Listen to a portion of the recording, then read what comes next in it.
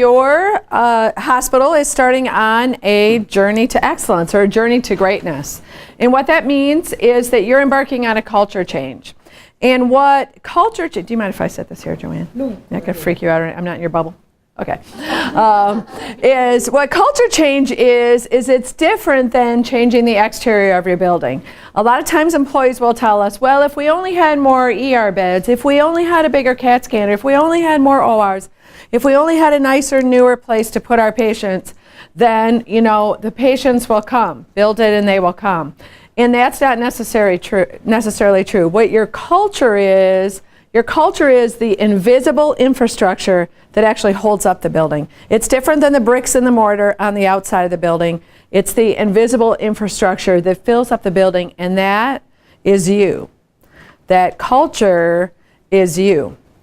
And 66% of healthcare decisions are made by word of mouth, and that's probably even higher. That's what research tells us, but it's probably even higher in a small town, isn't it? Because people vote with their feet, and you want them to vote for you. You want them to come to a hospital because there are family and friends here taking care of family and friends that are going to come here. And you want to create a workplace where people thrive and care for each other the same way that they care for their community.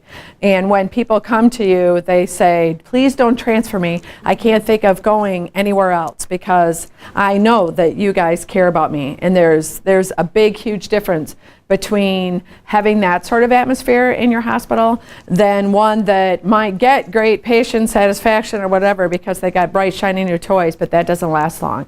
That's not lasting. Another key thing that you can take out of this room and start doing right away is called managing up. And what managing up is it's portraying everyone around you that you work with in a positive light, especially when you're speaking to each other, you're speaking to another department, you're speaking to your patients, their families, your community.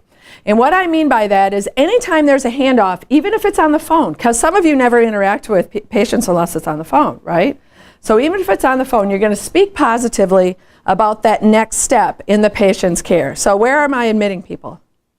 Registration. Geez, they all came at 2 o'clock. Oh, you see? Don't be shy, honey. Oh, are you? Okay. All right. All right. Well, raise your hands. Come on, people. All right. Be proud of where you work. So like you have the opportunity when you're registering a patient and they say, my doctor is Dr. Pryor. You say, oh, I love Dr. Pryor. She's my doctor. Even if, you know, you don't have to lie about it, but, you know, it's like, she does a great job, okay? And then, you know, you can manage up other departments. If Maria is sending a patient up to Med-Surg or OB or to the OR, she can say, our operating room is full of very talented nurses, and they're going to do a great job and take great care of you. What happens is people come to us for care on the worst day, their worst day, right? Nobody wants to come here. I don't understand it. I think it's a great place. But nobody wants to come here. And so their anxiety is here, even if they're just coming in with a sore throat, even if they're just coming in to get a lab draw, their anxiety, you know, there's the whole parking issue, and then I'm going to be late for work, and it's going to hurt, and they're going to poke me. It's up here. And how you can make that anxiety go down and their compliance with what you're trying to do with them go up is by managing up everyone around you. Because what you need to know is your community sees you as a group. They don't see Maria, the wonderful ER nurse. I love Maria. Maria's going to take great care of me. Well, Maria ain't working there 24/7, pal. 365 days a year. So they see all of you as a team. And if you manage each other up, if you speak well of each other in care segments, then what happens is that your community starts to realize, wow, those people got it going on over there. It's a team that likes each other, respects each other. Because if you don't like each other and don't speak well of each other, why would they come here? Why would they choose you if even you may not choose you? Why would they choose you? And they vote with their feet. And you want them to vote with their feet here. So let's picture a scenario of you arriving at work one day. okay? And let's say you're a young mother, a young parent, you're so excited to come to work and not have to watch Dora the Explorer for one day, and the night before you got to see your kid's soccer game and it was a beautiful spring night. You may have even walked to work. Let's make it really positive, okay? And you've got your favorite cup of coffee, and you walk into your department, and somebody who will label the department bucket sucker says to you, "Can you believe this weather?" And so this emotional bank account, or this emotional bucket that you have full of positivity because you did all the things that you like to do the night before, surrounded by a family who loved you, your positivity level just goes down a little bit, right? Somebody's sucking your bucket. And so you try to come back with, yeah, we can't control the weather, because that's the truth, right? And still the bucket sucker keeps on. Really? Really, we can't control the weather? Well, it doesn't mean we can't be upset about it, because now my asparagus isn't going to grow, and I'm not going to be able to harvest it till whenever. And and that means that the price of corn is going to and you're like, whoa.